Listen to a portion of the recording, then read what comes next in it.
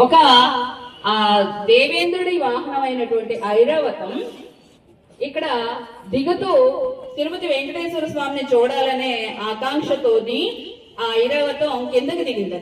మామూలుగా ఏనుగు ఎలా నడుస్తుంది, చాలా నెమ్మదిగా నడుస్తుంది కదా, కానీ ఆ ఏనుగు భగవంతుడిని చూడాలనే ఆనందంతో ఏం చేస్తుందంటే గుర్రపు చప్పుడు చేసుకుంటూ గుర్రం ఎలా వెళ్తుంది అంటుంది కదా, అటువంటి చప్పుడుతోని ఒక పద్యాన్ని మన 6వ తరగతి పిల్లలు విద్యార్థులు ఇప్పుడు చెప్తారు.